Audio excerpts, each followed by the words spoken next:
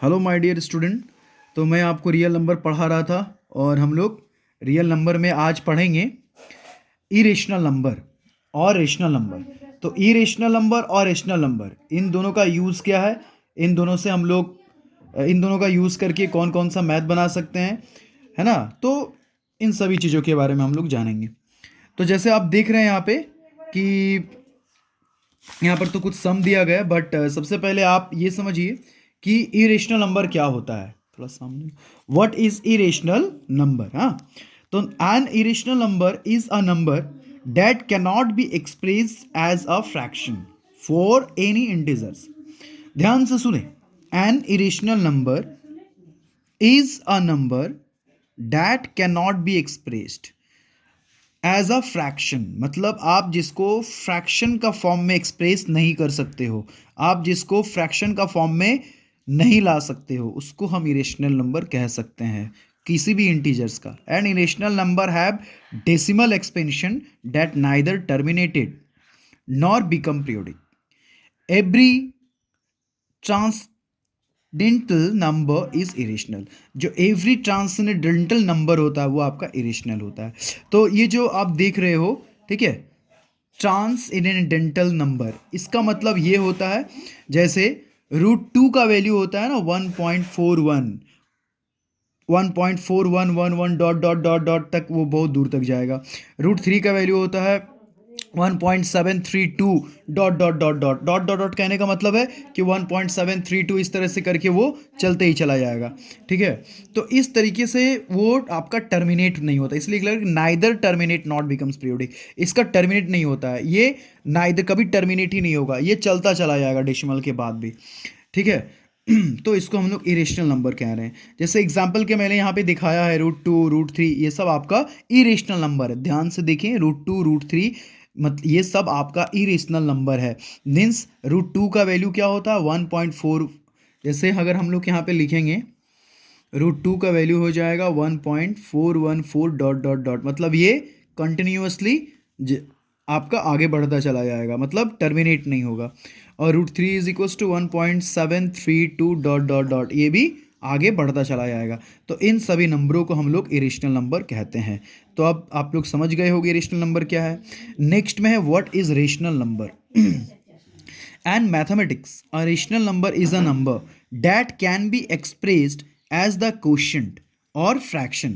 Means जैसे as the quotient और reminder आप लिखते हो ना, तो एज द क्वोशिएंट और द फ्रैक्शन, मीन्स जैसे फ्रैक्शन p/q, जैसे इस ये फ्रैक्शन का फॉर्म में रहेगा, at the sense of p/q का फॉर्म में रहेगा, उसको हम लोग रैशनल नंबर कह रहे हैं। लेकिन इरेशनल नंबर p/q का फॉर्म में नहीं रहेगा, बट रैशनल नंबर p/q का फॉर्म में रहेगा।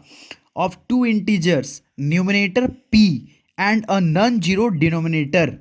आप इस लाइन को ध्यान से देखो, क्या लिख रहा है ना, अ नॉन जीरो डिनोमिनेटर, मतलब यहाँ पे बोल रहा है ना p/q ऑफ द इंटीजर्स और numerator p and non zero denominator q। चूंकि अगर डिनोमिनेटर ही जीरो हो जाएगा तो ये पूरा ज़ीरो हो जाएगा, और फिर ये पूरा ज़ीरो हो गया तो ज़ीरो तो आपका ज़ीरो है, तो ना वो इरेशनल होगा ना रेशनल होगा। तो since q may be equal to 1, तो जो q है वो मे बी इक्वल 1 हो सकता है। Every integers is a rational number, और एवरी इंटीजर जो होता है वो रेशनल नंबर हो सकता है। जैसे 4/8, 1/10, ये देखिए p/q का फॉर्म में है ना, तो ये एक रेशनल नंबर कहलाएगा। अब इसमें जैसे यहाँ पे, अब आप पेज 2 में आ जाइए। जैसे एक क्वेश्चन है यहाँ पे, proof that √5 is a irrational. Proof कीजिए कि √5 जो है आपका इरेशनल है। इसको कैसे प्रूफ करेंगे? सबसे पहले आपको √5 को इरेशनल प्रूफ करना है। आप तो जानते हैं कि √5 एक इरेशनल है, फिर भी आपको ये प्रूफ करना है कि √5 इज़ अ इरेशनल। कैसे है √5 इज़ इरेशनल? पीछे जो मैंने पढ़ा आप उसको, अब आपको इसको मैथमेटिकल एक्सप्रेशन के द्वारा प्रूफ करना है। तो फर्स्ट ऑफ ऑल हम लोग क्या लिखेंगे, let us assume that √5 is a rational number. थोड़ा देर के लिए आप ये एज्यूम करें, आप ये लेट करें, आप ये माने कि √5 एक रेशनल नंबर है। तो चूंकि आपने एज्यूम किया है कि √5 एक रेशनल नंबर है, तो इसलिए √5 इज इक्वल्स टू क्या हो जाएगा, x/y। इसलिए √5 इज इक्वल्स टू क्या हो जाएगा, x/y। ये मैंने x/y क्यों लिखा है? चूंकि आपने एज्यूम किया है कि एक रेशनल नंबर है, और रेशनल नंबर क्या होता है, x by y, means fraction में जो होता है, इसलिए √5 is equal to x by y होगा। फिर से मैं दोहरा रहा हूँ, √5 is equal to x by y क्यों होगा, क्योंकि मैंने यहाँ पे एज्यूम किया है कि √5 एक रैशनल नंबर है, where x and y are co prime, जैसे मैंने यहाँ पे आपको बता भी दिया है कि एक्स और वाई को प्राइम है। अब यहाँ से हम लोग एक्स को अलग कर लेंगे, मतलब x is equal to y √5, ठीक है। अब आप क्या करो, इसको स्क्वायरिंग बोथ दिस साइड, दोनों को स्क्वायरिंग बोथ दिस साइड करेंगे तो क्या आएगा, है ना, यहाँ पे वाई स्क्वायर, ये 5 is equal to x square, ये तो कैलकुलेशन है, आप लोग जानते हो।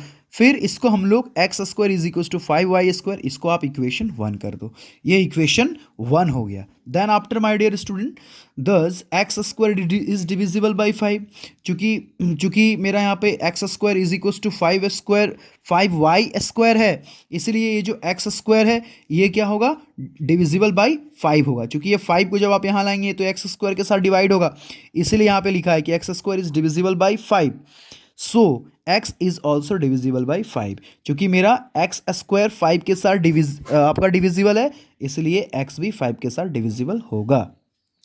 इसके बाद आपको क्या करना है, लेट अस से x इज इक्वल टू 5 के। इसके बाद हम लोग नेक्स्ट में क्या करेंगे, जो x है उसको 5 के कह देंगे, x को 5 के मान लेंगे for some value of k and substituting the value of x in equation 1।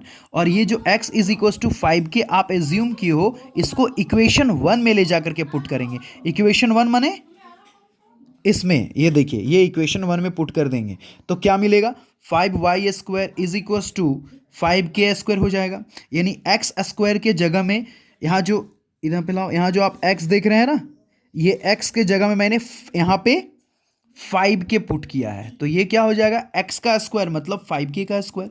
इसको आप सॉल्व करेंगे तो क्या हो जाएगा, y² is equal to 5k²।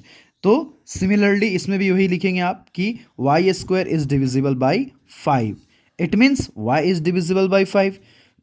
तो therefore x and y are co prime, तो इसमें एक बार x भी 5 के साथ डिविजिबल हुआ, एक बार y भी हुआ, इसीलिए x एंड y आपका को प्राइम होगा। Since our assumptions about √5 is rational in incorrect, इसलिए √5 जो है वो रेशनल है, वो इनकरेक्ट हो गया, क्योंकि ये रेशनल नहीं होगा, ठीक है, इसीलिए √5 एक इरेशनल नंबर है। आपने समझा, ये बहुत ही इंपॉर्टेंट है और ये आपके एग्जाम में जरूर एक क्वेश्चन टच करेगा ही करेगा कि इसको प्रूफ करके दिखाइए √5 इज इरेशनल, ये क्या, तो इम्पॉर्टेंट है। फिर से इस लाइन को देखिए, there x and y are co prime, therefore इसलिए एक्स और वाई को प्राइम है। सिंस जो एजम्पशन था आपका √5 का कि वो रेशनल है, वो इनकरेक्ट हो गया, ठीक है। वो इनकरेक्ट क्यों हो गया, अभी जो मैंने आपको ये सारा सिस्टम बताया, ठीक है, अभी मैंने ये आपको प्रूफ भी किया कि एजम्पशन क्यों गलत है, ठीक है, रेशनल इज इनकरेक्ट, सो √5 एक इरेशनल नंबर होगा, ओके। इसके बाद एक क्वेश्चन यहाँ पे है, प्रूफ डैट 3 + 2 √5 इज इरेशनल। अब आपको 3 + 2 √5 को बताना है, ठीक है, तो इसमें भी सेम प्रोसेस में चलेंगे। Let us assume 3 + 2 √5 is rational, then we can find co prime x and y। तो जहाँ पे y does not is equal to 0, सही बात है, डिनोमिनेटर तो कभी 0 नहीं होगा, ये तो मैंने पहले ही लिख के बताया था इरेशनल में ही। तो such that 3 + 2 √5 is equal to x by y, same process में हम लोग चल रहे हैं, आप देख सकते हैं। यहाँ से आपको एक इसको अरेंज करना है, किस तरीके से आप अरेंज करेंगे देखिए, जैसे 2 √5 को आप यहीं रहने दें, ठीक है, और इस 3 को आप ट्रांसफ़र कर दें x बाई वाई के पास, तो ये मिल गया x बाई वाई -3। इसके बाद हम क्या करेंगे, देयरफॉर √5 इज इक्वल टू, ये 2 को आप इधर यहाँ पे ले आए, तो ये 2 यहाँ पे होल आकर के इस तरीके से डिवाइड हो गया, मतलब √5 को हमको यहाँ पे जो रूट में है उसको हमको यहाँ पे अलग रखना है, तो √5 is equal to this.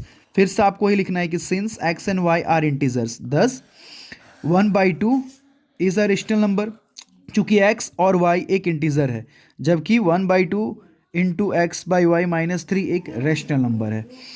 Therefore √5 is also rational number, इसलिए √5 एक रेशनल नंबर होगा। क्योंकि अगर ये रेशनल नंबर तो ये इसके बराबर है, तो ये भी एक रेशनल नंबर होगा, उस अकॉर्डिंग टू ये लिख रहा है। बट लेकिन the coordinates the contradicts that fact that √5 is irrational, but according to contradicts, what is the meaning of contradicts? According contradicts का मतलब, लेकिन अगर आप इस मैथ्स का अगर सिर्फ √5 को लेके चलेंगे तो √5 जो है वो आपका टर्मिनेटेड नहीं होगा, इसका पॉइंट वैल्यू डेसिमल के बाद चलता चला जाता है, ये रुकता नहीं है, इन्फिनिटी तक जा सकता है डेसिमल में, इसलिए इसका कॉन्ट्राडिक्स जो है √5 एक इरेशनल है। सो वी कंक्लूड दैट कि 3 + 2 √5 भी आपका इरेशनल नंबर होगा, क्योंकि अगर ये इसके बराबर हो सकता है तो ये भी इसके इक्वल है, आप ये देख रहे हैं। तो अगर ये एक इरेशनल नंबर है तो साथ में ये भी एक हो जाएगा। इसी चीज़ को मैं यहाँ पे समझाने का कोशिश कर रहा हूँ।